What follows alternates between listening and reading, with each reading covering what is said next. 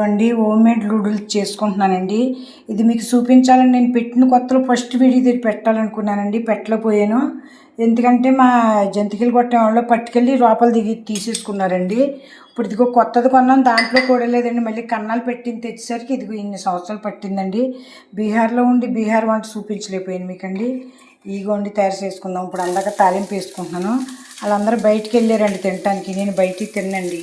అందుకే నేను నా నూడిల్స్ నేను తయారు చేసుకుంటున్నాను. ఒకదానికే కదండి అంటే కొద్దిగా చేసుకుంటున్నానండి.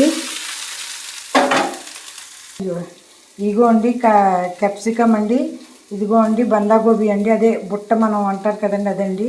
టమాటర్ అండి, నేను టమాటర్ అయితే ఇంట్లో వాడినండి. అందుకని ఈ విధంగా కొద్దిగా తయారు చేసుకుని ఇంట్లో ఆలుగంట టేస్ట్గా తింటానండి నేను సుద్దిరిగానే.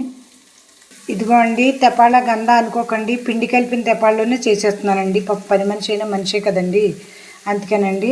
మా పిల్లలు చిన్నప్పుడు ఒక్కసారి కూడా నేను బయట ఫుడ్ పెట్టలేదండి. మాకు అక్కడ దొరకవు కూడా అండి.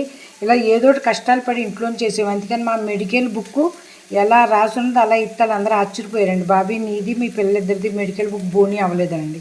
అంత ఆరోగ్యంగా కాపాడుకున్నామండి. ఇప్పుడు ఇక్కడికి వచ్చాక అన్నీ బయట తింటామండి.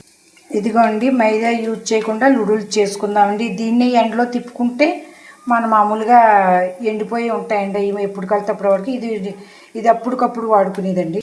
ఇదిగో అండి ఉప్పు పసుపు కారం అన్నీ వేసుకుని మూతెట్టుకుందాం. కొంచెం మీకు ఏ మసాలా కలుగుతుంది देखिए అండి. गेहूं का आटा से नूडल्स आ रहा है.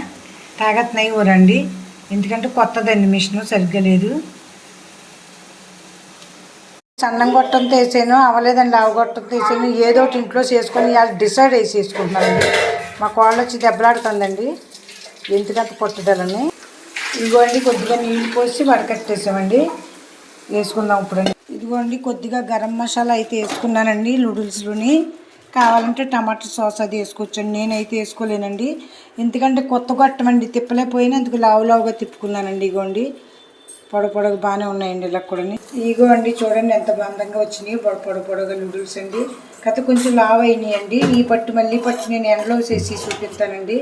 మిషన్ కొనాలండి, ఈ మిషన్తో అవ్వదండి.